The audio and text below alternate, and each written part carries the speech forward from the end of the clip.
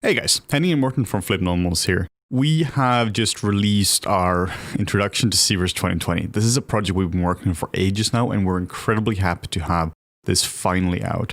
This video here is a free excerpt from the second part of the series. The first part covers how to actually use ZBrush. We cover all the tools, Dynamesh, Sculptors Pro, etc. And the second part covers how to sculpt a cave troll-like creature. This is an excerpt from the first video in the series, where we are showing you how to block it out from a base mesh and how to really get started. So thank you so much for watching, and sit back, relax, and enjoy. Alright, let's get started with our Cave Troll project. You can find the starting project files under your project directory, which you can download. We are starting with a base mesh, and the advantage of that are numerous. The first one is that honestly, it's just a lot easier. You don't have to worry too much about the overall proportions of it, and a lot of things just come for free. The more refined your base mesh is, the easier your job is, but you might also be a bit more restricted. We're starting off just using the move brush here, just keeping it very simple, working only with the big shapes. At this point, it's really not about getting into anything specific. It's about making this blob of a head go more into the shape of the cave troll we want. Yeah, so very early on, it's just really, your focus should only really be basic design and the main silhouette of the character or whatever you're sculpting. Not really concerned with major, like smaller features or anything. It's the major landmarks you want to get in there. So now that we're sculpting something, a head, you have the shape of the skull and the cheekbones, the brows. And for a cave troll like this, a big focus is obviously going to be maybe exaggerated brows, a nose and the mouth, and then maybe some tiny ears. Yeah, the cool thing about sticking with the move brush as well is that you can't really add too much into it. You just have to focus on the big picture. This is something I see a lot of people do wrong, is that they get started right away with a standard brush and the clay brushes, which has really nice texture in them, particularly the clay brushes, which is fantastic if you can control them. But it also means that you have a lot of noise in your model. Right now, the only thing you can focus on is the big shapes. Overall design, does it read? Yeah, it's interesting that we call it sculpting, because for the majority of anything I do when I sculpt is actually done with the move brush. Like most of the time, I just tweak proportions. You can very quickly get up to a level where you start to recognize the character, and the design actually won't change that much, but you spend hours just trying to tweak shapes, and that's all done with the move brush. We're also just sticking to the basic polygons for now. We aren't using Dynamesh yet, and this is just so we're keeping it nice and low poly. No reason to involve the Dynamesh at this point. If your character can read at this stage, then you're in for a good time in ZBrush. If it doesn't read before you start really getting into Dynamesh or sculpting, then you're in a bit of a trouble. It's really important that your character is reading as the character it's supposed to be. Like, does it read as a fairy or does it read as a cave troll at this stage here? It should have the same feeling. Like, it should look really scary and nasty at this point here. Yeah, my main philosophy when I'm working is basically to use as few tools for as long as possible, and that goes for resolution as well. Before we start jumping into Dynamesh, it's also about maximizing the base mesh that you have. And now we're just quickly jumping in Dynamesh. It's just because now we are at a stage where we have some of the main shapes in here. Like, we're not saying that you should stick to raw polygons from throughout the entire thing. There is a time and place for everything. And now we're just getting in with the clay build-up brushes, or the clay build-up brush. This is the brush I'm spending most of my time with when I'm sculpting, and I'm just carving in the main features. Here we're just talking about making the general shapes really nice and clean, like getting in the eye sockets, really getting in where the mouth is going to be. One thing you have to think about is the mouth going to be open or closed? That's going to drastically change what the character looks like. And just getting in some bony landmarks. Like, you need to have a certain knowledge of anatomy, but that's also why we chose a character like this, because there is so much cool stuff you can do just with proportion. It's going to read as a cave troll right away. There's a lot of fat and skin on top of it as well. Yeah, and the fun part about sculpting something like a cave troll or a creature compared to if let's say you're sculpting a realistic or stylized human face, is that oftentimes you get to play around with the sculpt a lot. You can exaggerate the proportions. You don't have to be as exact. Not to say that it's not hard to sculpt these kinds of creatures. It's just, I feel like there's more room to let your imagination run wild and, give it a really thick brow that would look silly if it was put on a human. But because it's a cave troll and because it's something more fantasy-like, we get to explore it a little more. Yeah, if you're doing a very specific person, like you're doing yourself or your mom or whoever it might be, you can't just make the brow 200% bigger. Then your mom looks like a cave troll. But because we're doing something like this, if the brow is 4 or 10 centimeters higher or lower, it doesn't really matter that much. You can just play with the design so much. Just getting in the inside of the mouth as well. It's pretty important to get this sorted. Getting a really thick brow. I'm focusing on the features which are going to be seen the most, and getting like the nose and the brow and the inside of the mouth in there is really important to get right. You can see as well the way I'm sculpting is going across the shape. It's a very methodical way, and this way working just really works well for me. Maybe another way works well for you, but this is pretty good for me. Yeah, sculpting across the form is something, we just sort of, I think, just both arrived at just through sculpting more and more. Like, we've never actually really talked about it, like between you and I, like, you should definitely sculpt across the form. It's just something we just kind of naturally fell into because we found it was a great way to add volume to your shapes without running into which is a common beginner issue that I see a lot, which is sort of making an outline out of, if it's muscles or if it's something in the silhouette. It's very easy to fall into that territory where you start to draw in your sculpt instead of actually sculpting it. So sculpting across the form, I found at least, really helps me out there. Yeah, I think that's a good way of putting, like, you're not drawing on top of it with a Sharpie here. You're defining the underlying features of it. And that's one of the, I guess, sort of differentiating factors when it comes to sculpting, is that you have to get your mindset into 3D space, like, out of the paper and onto the sculpting canvas. Then start to think about volume, start to think about, what does it look like in 3D space? One big question when it comes to sculpting in ZBrush is, should you use the smooth brush a lot when sculpting? And that depends entirely on your sculpting style. Some people use it a lot, some people don't use it a lot. I personally don't really use it a whole lot when sculpting, but in this series I'm using it a lot more just because it's a bit easier to sculpt that way, because it's a bit easier to get clean shapes. But I find that it most of the time keeps the shapes a bit too clean. But here we are doing it just to almost exaggerate that you need to have good clean shapes. One sort of nice analogy for using the smooth brush is kind of like in real sculpting when you're using turpentine or water to, smooth out the forms.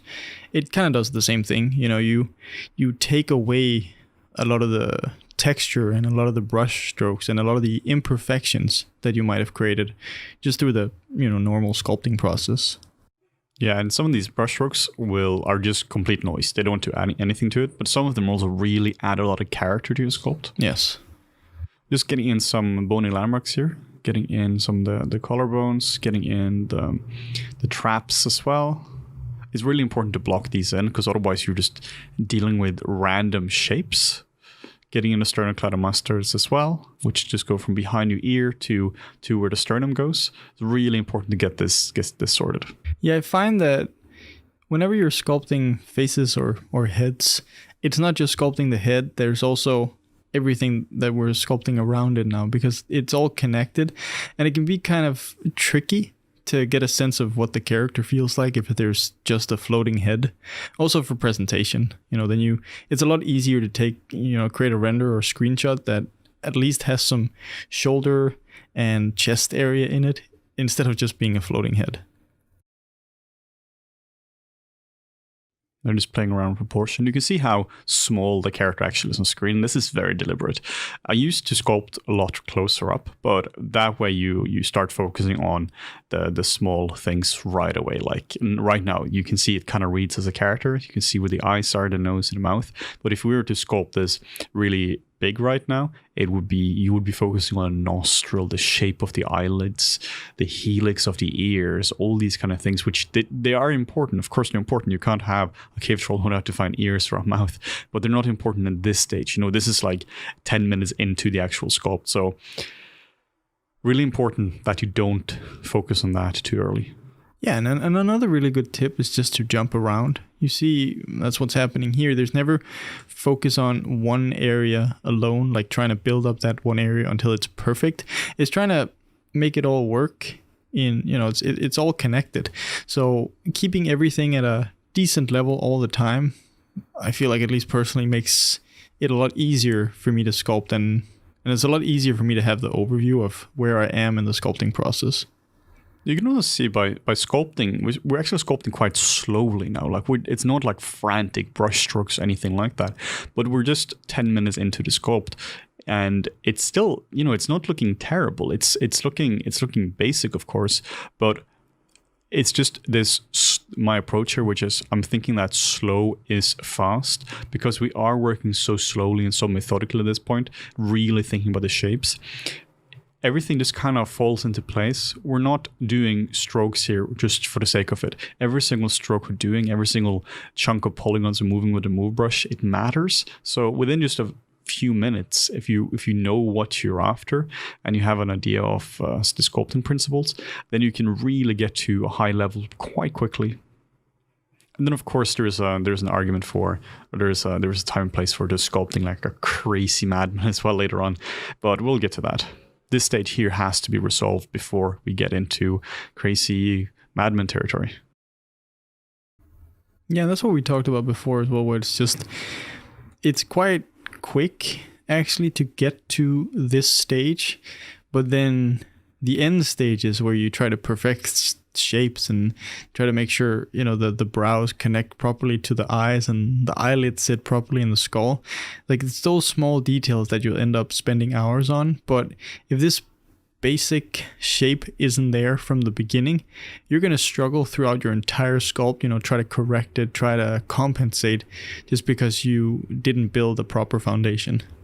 And the foundation we're building now is we're getting in the bony landmarks, we're getting in the cheekbones, and basically getting in the skull of it. What I often do as well is, particularly if I'm struggling with the sculpt, something isn't working, I'll just download a 3D model of a skull. You can find like a million of them online. Just search for free skull 3D model and just put her in there. It doesn't have to be a refined one. It's just a sanity check to see if your proportions are in approximately the right place. I do this for all sorts of characters. Even if I were to do a cave troll like this, I would still put in a regular human skull and then just move the skull around.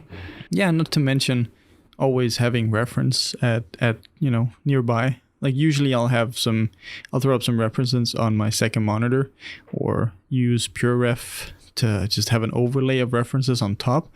That way, I can always sort of sanity check myself by just making sure that my brain isn't creating too many things that wouldn't really be believable. Even though, it's not that, just because you're using references, it doesn't mean that you're detracting from the creative process. You look at those references and then you sort of interpret them and put them into your own sculpts.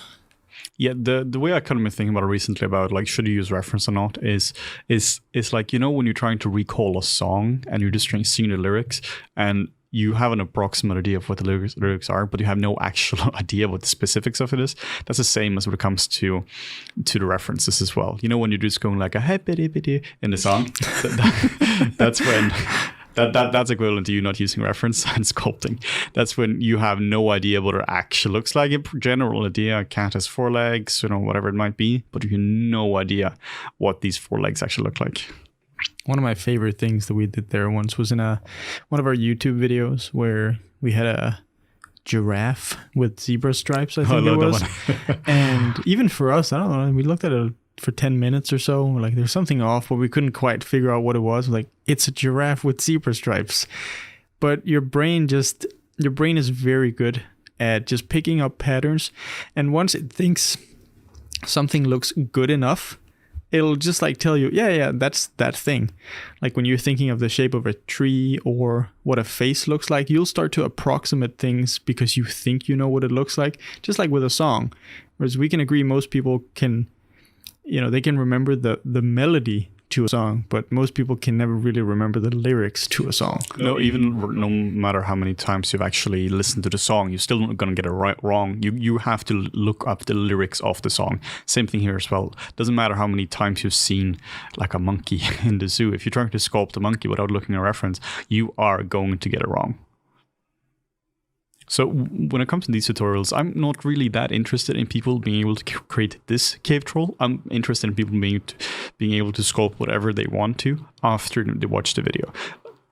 If we want to just make this specific cave troll, that would be fine. But the real value is the whole don't give a man a fish, teach a man to fish. That's what we're trying to do here. We're trying to give you deeper principles which you can apply to all sorts of characters. If I were to sculpt an appealing young woman, or I'm sculpting a super gnarly old cave troll like this, the process is the same. The difference is how do you approach different parts. Now, proportions obviously different and all that. Yeah, and once you have the basic tools down, it's just more about how to use the different tools. And now we're adding eyeballs. It's very important to get these early on. It's very easy to add eyeballs in the subtool palette. You just hit append, select a polysphere, and then just hit append. And then you go under subtool or geometry, modify topology, and then mirror and weld. Mirror and weld will always work from left to the right side. So in this case, you're following this with the space mesh, it's going to work correctly. But if you're working the other way so that it's actually like flipped 180 degrees, you're going to have to just mirror it first, which is under deformation and mirror. Yeah, there's also an argument, again, for using a base mesh, is that you'll always be sure that if it's made properly, it's facing the right direction, and that way you can just drop in some eyes and mirror it over, or teeth, or whatever it is. So annoying when you don't do it and your model is flipped every degree wrong. I feel like if you start from a sphere in ZBrush, most of the time when you get it into another software, it's like upside down and facing the wrong way around. And it's like 2 kilometers big. The reason it's so important to get the eyes in at this point, or the actual eyeballs, is because you don't know what the eyelids will look like just from looking at it. You're going to make them too flat or too round or whatever it might be. But in the real world, the eyelids will wrap around the eyeball. And this is kind of what we mean when it comes to sculpting from the inside out.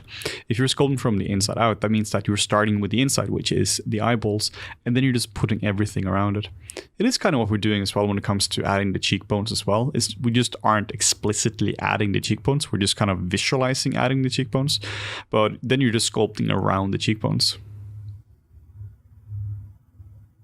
Just keeping it very simple now with the damp standard and the standard brush, just to really get some definition in them. Yeah, and just in terms of brushes, because it's the topic that everyone sort of like asks about when they get into ZBrush, and that's fair enough because there's so many brushes. Most of the time I would stick to the smooth brush, clay buildup, move, standard, and Damien standard for the most part. Yeah, that's it.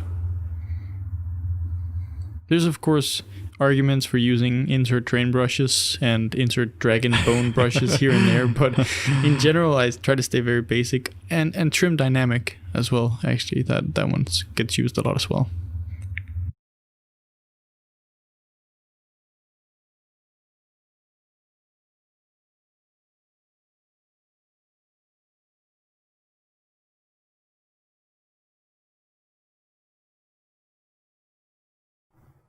Now we're going to be adding gums as well. Same process as before. We are appending a sphere, and then we can just start sculpting on the sphere. A lot of people seem to forget that gums are a thing, and they just kind of put the teeth in. You just put teeth in, and they're either just floating or they're just placed somewhere in the jaw. That's again another good reason to use a 3D skull or any kind of skull references, just to figure out what is the jaw area and the inside of the mouth actually look like. Because oftentimes people will make the mistake of not actually making this curve. Like they won't actually give the curvature to the teeth. So you have this flat looking set of teeth that just sit on the front, and it looks quite odd because you're missing the perspective and sort of the parallaxing that the teeth create. Yeah, I really recommend just looking at a skull. Just if you have a skull in like a mold or whatever you have in real life, just look at that. If not, just Google it or find a scan of it, because then you can actually see how volumetric the teeth are. Most people just have a skull lying around casually.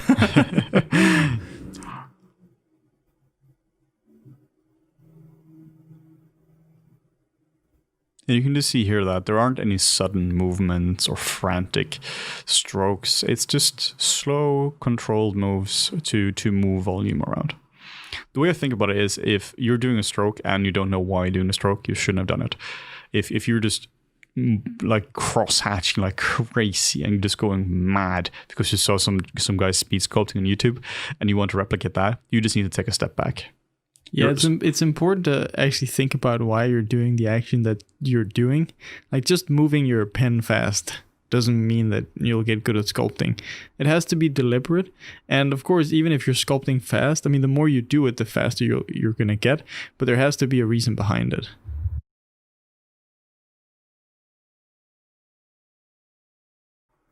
And now we are just trying to mirror it so that we get the bottom gums to go on top. So that's just duplicating it and then going on a deformation and hitting mirror. And just set this to the y-axis. Then it just quickly mirrors like this, and then you can just move it using the gizmo, which we covered in the gizmo chapter. So now we have two nice gums. Again, keep in mind that there are gums on top and the bottom. And I find if you're doing something more creature-like, then you want to show more of the gums. If you're doing something which is supposed to be more appealing, you might want to hide the gums and make the teeth a bit softer. But if you're going like full-on creature, you can even like remove the lips altogether and just have gums.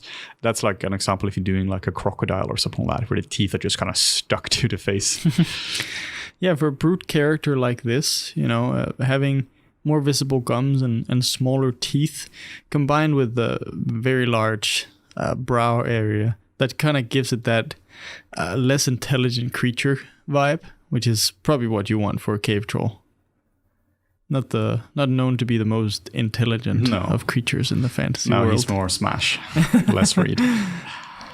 Making a tooth now, same approach as before. You can see here that the approach for sculpting is really quite simple once you get used to it. There isn't a magical sculpting solution here. It's just keep it simple, use few tools, start with a sphere, start with a basic base mesh, and then you just go from there. It's just starting with making one tooth, and then we can just duplicate this around. Yeah, you want to cheat as much as possible. Well, I say cheat, it's just optimizing really. Because everything in CG is cheating. Yeah, you're sculpting on a PC. Yeah, you just want to be smart about it. There's no reason to make 40 teeth individually when you can just sculpt one up and then duplicate it around. Then you can always add individual variation to it afterwards. Yeah, or if you are super smart, then you just go and buy a set of teeth, a pre-made set of teeth, and then you just use that. This is what you do in production. You would never model each tooth by itself. That would be insane. Or if you're doing concept art or something like that, where it's not about learning anything, it's about getting the job done quickly, then you really want to have a pre-made set of teeth, eyes, base meshes, whatever it might be. That's going to save you a lot of time. But if you've never sculpted teeth before, then that's illegal. Yes. It's actually not allowed. You have to sculpt teeth first a little bit, suffer, and then you're like, okay, now you can buy teeth. Yeah, exactly. You have to serve your time. It's like you have to get that approximate knowledge of a lot of things in sculpture. Especially, for creatures, there's a lot of anatomy and a lot of different parts that make up any creature. And having the knowledge to do it is something that you need, because that allows you to better modify whatever you then buy. If you buy a pre-made base mesh or teeth or ears or whatever it is. Yeah, you can almost kind of tell when they're just really good at modifying base meshes, whatever it is, because the anatomy is never right. It might look okay in the end because it's covered by a lot of smoke and flares and whatever it might be, but you can always tell when the fundamentals aren't that solid. You can just hold Control and drag to duplicate a tooth, which is really handy. Or not, it's not duplicating tooth, it's duplicating anything. It just happened to be a tooth. Specifically for teeth. Yeah, it's not a teeth duplication system we have here. Though that couldn't exist in ZBrush. Yeah, I wouldn't be surprised if that's a new feature in 2022. You can also use the move brush or the move topological brush, which is fantastic. It just means that instead of it affecting the general area, it's going to affect only the specific model. So you can do individual changes to the teeth now without worrying about it's going to affect the other teeth. As long as it's not connected by topology, if you were to dynamesh these so that they actually connect now, then you would sculpt across them all. Because they're technically individual pieces of geometry within the same subtool, it's a really powerful brush. And then we can just do a mirror as well. And here you can see we had to actually go in a deformation mirror because now we worked on the screen right side and it always merges from screen left side. So we had to first go to deformation mirror and then go to mirror and weld. And now we did the same thing as well. We just duplicated the entire thing and then just mirrored it on the y-axis. So now suddenly we have, from having made 3 teeth. I like the sticking out feature of the upper teeth. Yeah, he holds us a lot of stuff stuck in his teeth. He's not doing so well. Giant dentist bill.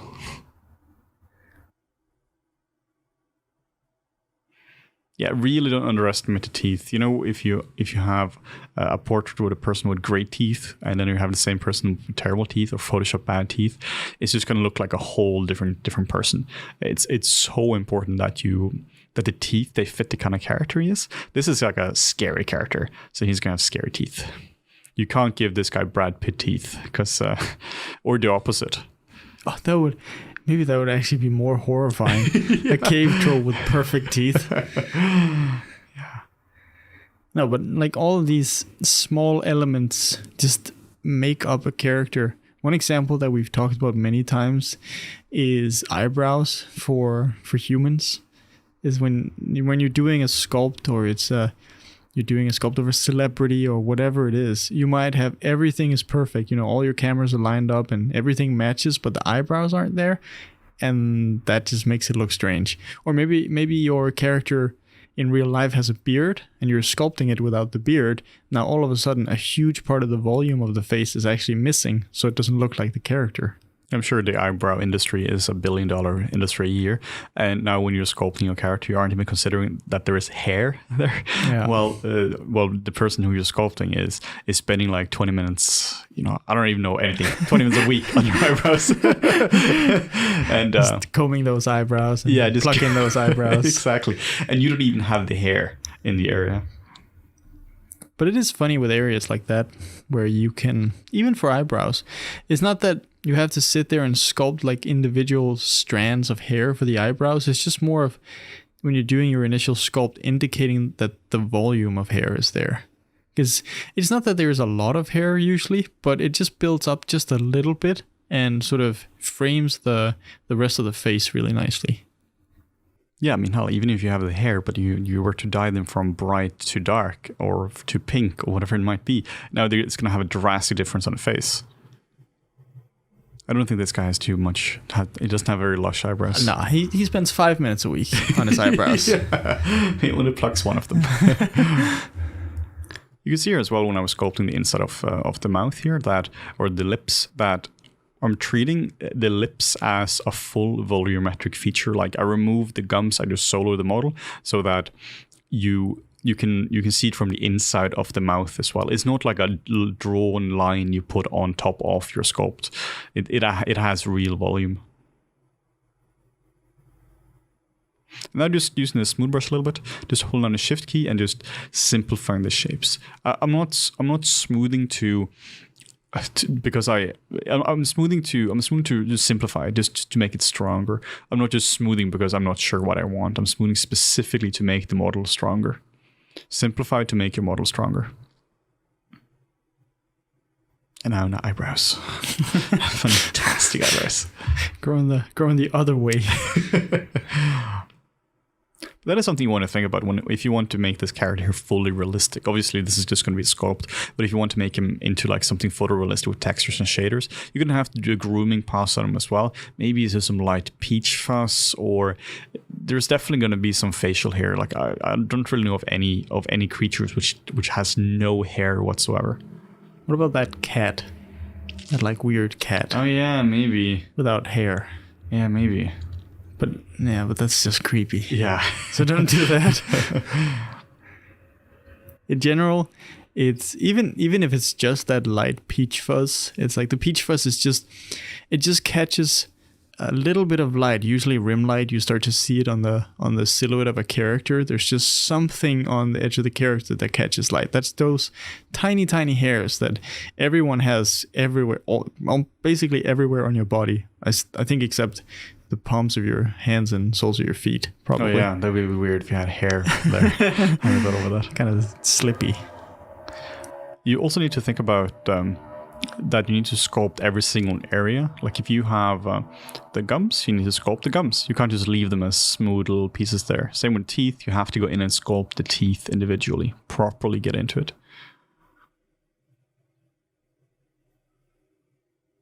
And just looking from all different angles as well. That's why the angles in this video is all messed up. It's not centered or anything like that. It's just because I'm genuinely just trying to look at it from different angles and really not trying to make it too big.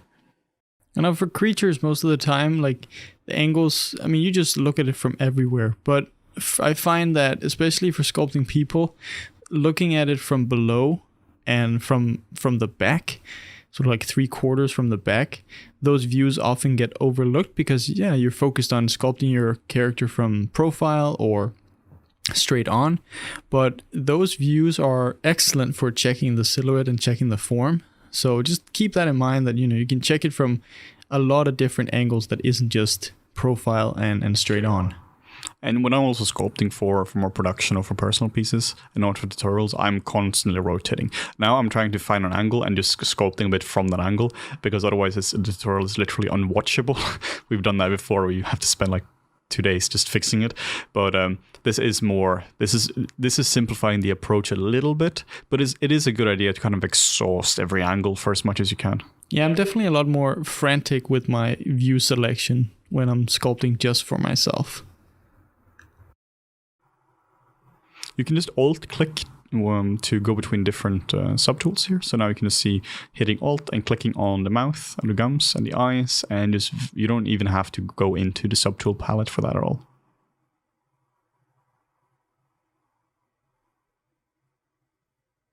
This is the very last thing, just sculpting in some irises and some pupils here, and you can see right away there's a lot more character in him. It's actually crazy how big of a difference that does. Just catches a little bit of light.